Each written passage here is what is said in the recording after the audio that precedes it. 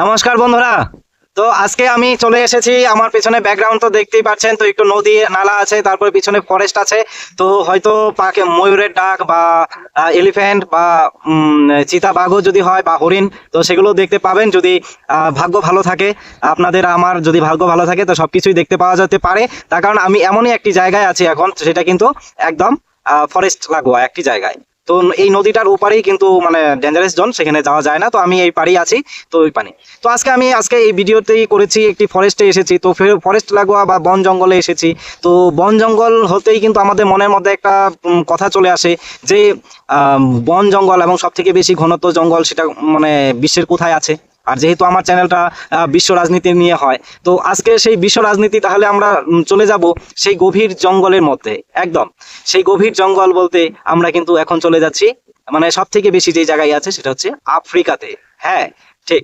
আমরা সেই আজকে এই এই ভিডিওতে আলোচনা করব আফ্রিকা সম্বন্ধে। আফ্রিকা, তো ঠিক আছে। তো এই বিষয় নিয়ে কেন মানে আজকে ভিডিওটা করতে হচ্ছে, তার কারণ এখানে কিন্তু বিশেষ আকর্ষণ আছে।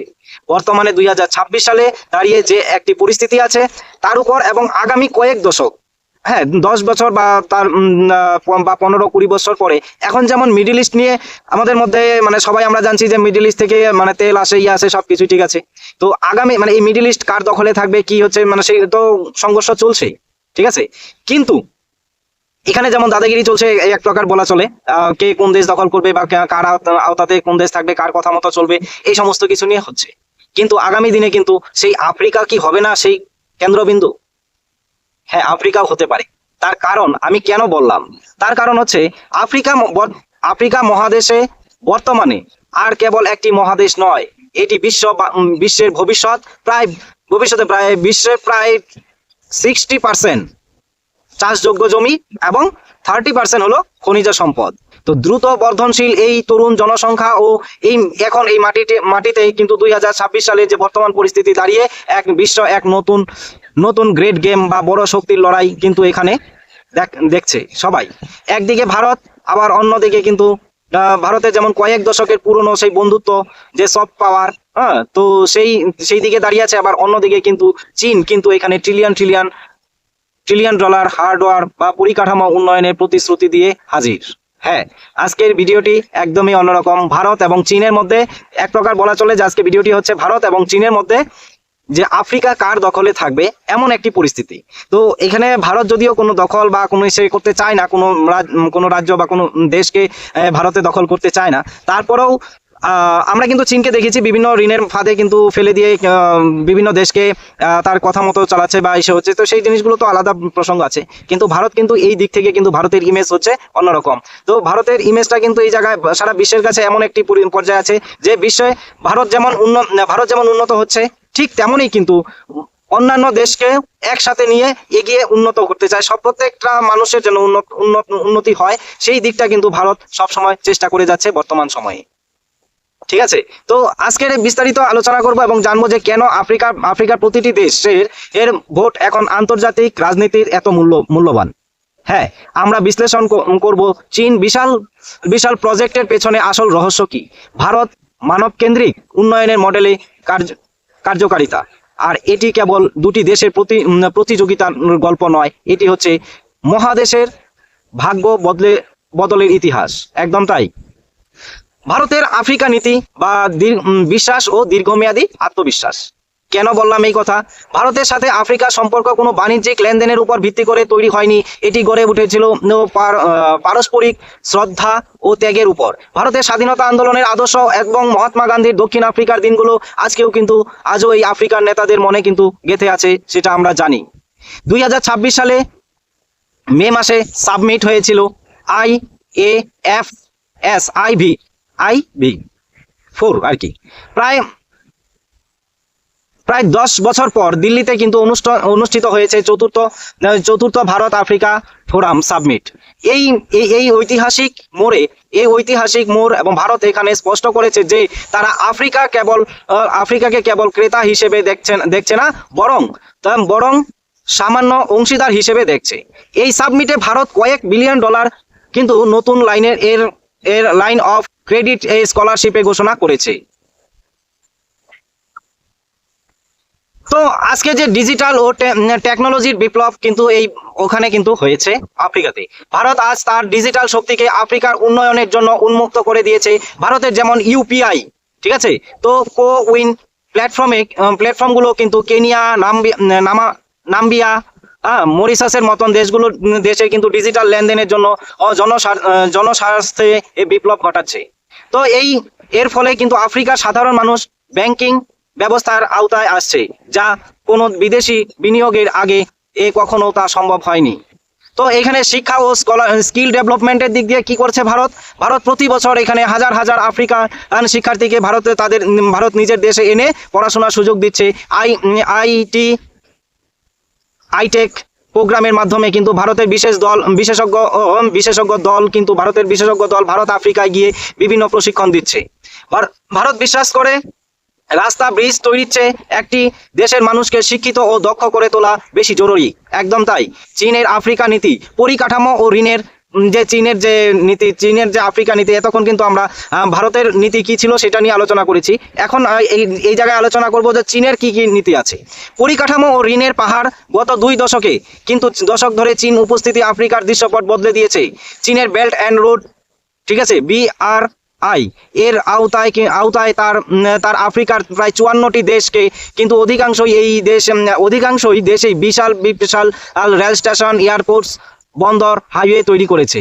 এবং এর কৌশলের মূল ভিত্তি, চীন মূলত বিগ টিকিট আইটেম বা বড় প্রজেক্টে বিশ্বাসী। তো তারা সরাসরি কোটি কোটি ডলার ঋণ দেয় এবং সেই প্রজেক্টের তৈরি করে তার জন্য নিজের দেশের থেকে ইঞ্জিনিয়ার ও শ্রমিক নিয়ে আসে। এর ফলে দ্রুত পরিকাঠামো তৈরি হলেও কিন্তু স্থানীয় ও মানুষের কর্মসংস্থানে তেমন হচ্ছে না। হ্যাঁ, ঋণের ফাঁদে কি হয়েছে এখানে, চীন কি করেছে?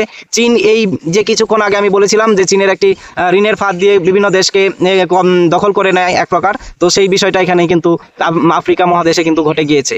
তো চীনের এই বিশাল বিনিয়োগে একটি অন্ধকার দিক হলো ঋণের ফাঁদ। হ্যাঁ, ইথিওপিয়া, কেনিয়া এবং জাম্বিয়ার মতন ছোট ছোট দেশগুলোকে বর্তমানে চীন ঋণের সুদে এর বোঝা বানিয়েছে এবং হিমশিম খাচ্ছে সেই দেশগুলো। যখন কোনো দেশ ঋণের টাকা ফেরত দিতে না পারে তখন সেই দেশের সম্পদ বা বন্দরের উপর নিয়ন্ত্রণ নেওয়ার চেষ্টা করে। এটা কিন্তু আমরা আগেও দেখেছি। যেমন শ্রীলঙ্কাতেও কিন্তু ঠিক তার উদাহরণ আছে। আফ্রিকার দেশগুলোর জন্য এটি একটি বড় সতর্কতা হয়ে দাঁড়িয়েছে। তবে সাময়িক উপস্থিতি, যে চীনের সামরিক উপস্থিতি এবং কেবল যে ব্যবসা নয়, এখানে রণকৌশল দিক থেকেও নজর দিচ্ছে। জিবুতিতে কিন্তু জিবুতিতে চীনের প্রথম বিদেশি সামরিক ঘাঁটি লোহিত সাগরের প্রবেশদ্বারে কিন্তু তা বিশাল ক্ষমতা প্রদর্শন করছে, যা ভারত ও পশ্চিম চীনের দেশগুলোর জন্য গভীর উদ্বেগের বিষয় হয়ে যাচ্ছে। তার কারণ খনিজ সম্পদের মহাযুদ্ধ। এটা হলো আমার আরেকটা 4 নম্বর পয়েন্ট। সেখানে হচ্ছে যে এই ওখানে যে খনিজ সম্পদ আছে, তো সেই খনিজ সম্পদ নিয়েও কিন্তু আমার আজকের এই ভিডিওটি এখানে আছে, যে পয়েন্ট আছে যেখানে লিথিয়াম। তো 4 নম্বর যে খনিজ সম্পদের যে যুদ্ধ, তো সেই মহাযুদ্ধের দিক দিয়ে কিন্তু লিথিয়াম, কোবাল্ট ও তামা 2026 সালে প্রযুক্তির লড়াই, বর্তমানে যে ভবিষ্যতে যে আছে, তো সেই প্রযুক্তির লড়াইয়ে কিন্তু লড়াইয়ের মূল চাবিকাঠি হলো আফ্রিকার খনিজ সম্পদ। ভবিষ্যতে ইলেকট্রিক গাড়ি, ইভি যেটা আমরা বলি, স্মার্টফোন এবং সোলার প্যানেলের জন্য যে লিথিয়াম বা কোবাল্টের প্রয়োজন, তার সিংহভাগ মজুদ আছে কিন্তু কঙ্গোতে, জাম্বিয়াতে এবং জিম্বাবুয়েতে, হ্যাঁ, মাটিতে। তো চীন কয়েক দশক আগে থেকে এখানে খনিগুলি খনন করছে এবং তার উপর নিয়ন্ত্রণ করছে। বর্তমানে বিশ্বের সিংহভাগ কোবাল্ট কিন্তু রিপেয়ারিং বা শোধন করা হয় কিন্তু চীনে। তো এটি চীনকে বিশ্ব বাজারে একছত্র ক্ষমতা দিয়েছে।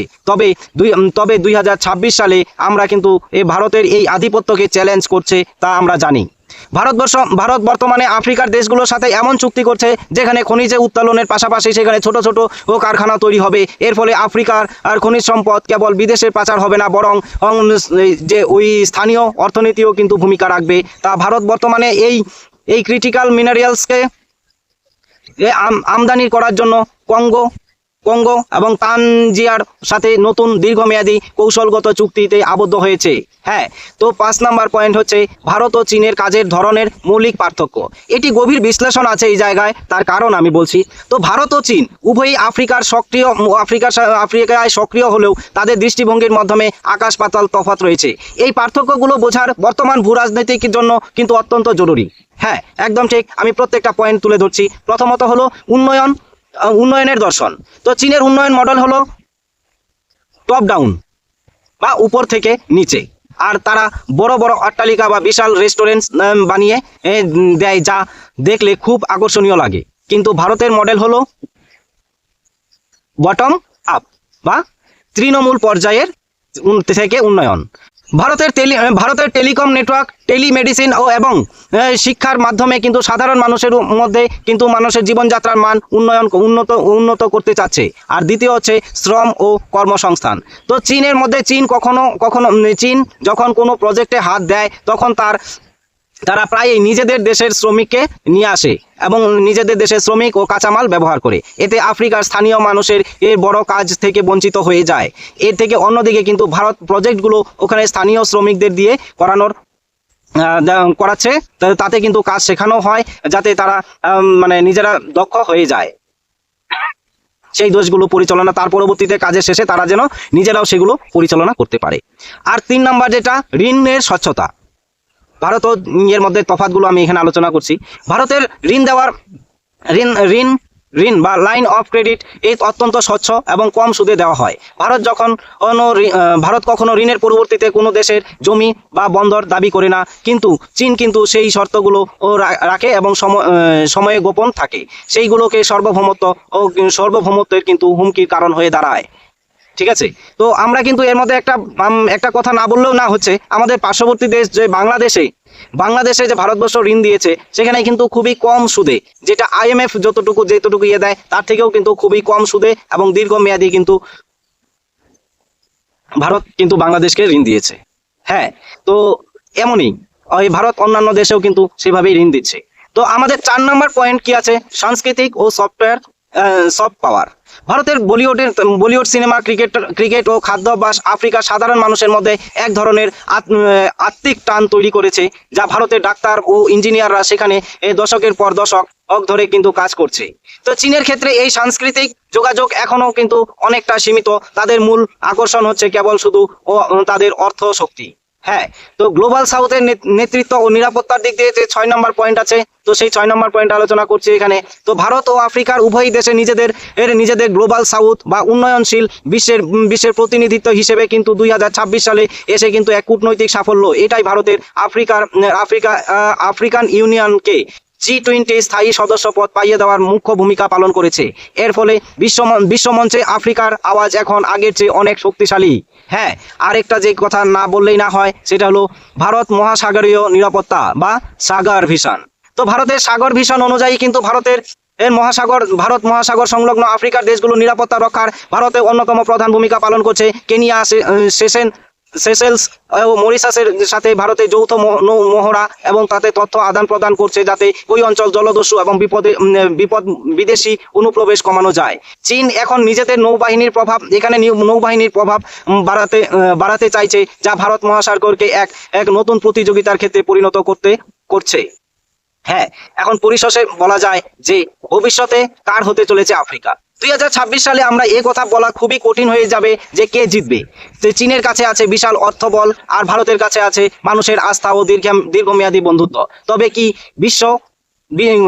একটি বিষয় পরিষ্কার, আফ্রিকা এখন আর আগের মতন নিষ্ক্রিয় মহাদেশ নয়। হ্যাঁ, আফ্রিকার নেতারা এখন বুঝতে শুরু করেছে যে প্রকৃত বন্ধু স্বার্থের। চীনের মেগা প্রজেক্টগুলো অনেক ক্ষেত্রে উন্নয়নের জোয়ার আনলেও ঋণের বোঝায় মহাদেশটিকে অস্থির করে তুলেছে। অন্যদিকে ভারতের মানবকেন্দ্রিক এবং ডিজিটাল ইন্ডিয়া মডেল টেকসই উন্নয়নের নতুন পথ দেখাচ্ছে। দীর্ঘমেয়াদে আফ্রিকার সাধারণ মানুষ সম্ভবত সেই বন্ধুকেই বেছে নেবে যারা কেবল পকেটে টাকা দিতে চায় না, বরং কাঁধে কাঁধ মিলিয়ে উন্নয়নের পথে চলতে চায়। একদম ঠিক। समझने के लिए इशारा काफी है, एक हिंदी से बात है। तो বুঝে নাও কি হতে চলেছে। তো ভারত ও চীন এই লড়াইয়ের শেষে শেষ পর্যন্ত কিন্তু আফ্রিকা সাধারণ মানুষের জন্য এক ইতিবাচক হতে পারে যদি তারা দুই শক্তিকে প্রতিযোগিতায় নিজেদের উন্নয়নের কাজে লাগাতে পারে, যে বর্তমান সময়ে এই নতুন সমীকরণ ঠিক করে দেবে যে আগামী দিনে বিশ্ব রাজনীতিতে কে কোন মোড় নেবে। হ্যাঁ, আর যদি এই যে আমার যে আজকে যে সম্পূর্ণ যে ভিডিওটা বললাম, যে ভিডিওটা আমি এখানে যে সমস্ত তথ্য তুলে ধরলাম, তো তার মধ্যে কি মনে হচ্ছে যে চীনের এই কৌশলে চীনের চেয়ে বেশি ভারতকে, মানে ভারতের এই কৌশলে চীনের চেয়ে বেশি কার্যকর? তবে ভিডিওটি মানে ভারতের কি আগামী দিনে পারবে চীনকে টেক্কা দিতে? চীন এখানে কিন্তু প্রায় 2 দশক যাবত কিন্তু ওই মানে আফ্রিকাতে কিন্তু তারা একটি মজবুত ঘাঁটি করে ফেলেছে। এখন ভারত নতুন করে সেখানে তাদের এর বিস্তার হচ্ছে বা আফ্রিকার দেশগুলোকে নিয়ে পাশে নিয়ে চলার চেষ্টা করছে। তো সাধারণ মানুষের উন্নতি যেন হয় সেই দিক থেকে চেষ্টা করছে। তো ভারতবর্ষ শুধু নিজেদের স্বার্থ দেখছে না, সেই জায়গার মানুষের স্বার্থ দেখছে, সেটা কিন্তু আমরা বুঝতে পারছি সম্পূর্ণ ভিডিওতে। তো এখন অবশ্যই একটু কমেন্ট করে জানাবেন যে আগামী দিনে আফ্রিকা মহাদেশ কার হতে চলেছে, চীনের না ভারতবর্ষের তরফ দিকে? কোন দিকে হতে চলছে তো অবশ্যই কমেন্টে রাখবেন। আর যদি ভিডিওটি ভালো লাগে অবশ্যই যারা নতুন সাবস্ক্রাইব করে ভালোবাসা দিয়ে পাশে রাখবেন। আর এমন আরো ভূ রাজনীতি ভিডিও দেখতে হলে অবশ্যই আমার এই চ্যানেলটিকে সাবস্ক্রাইব করে ভালোবাসা দিয়ে আগামী দিনে এগিয়ে নিয়ে যাওয়ার সাহায্য করবেন।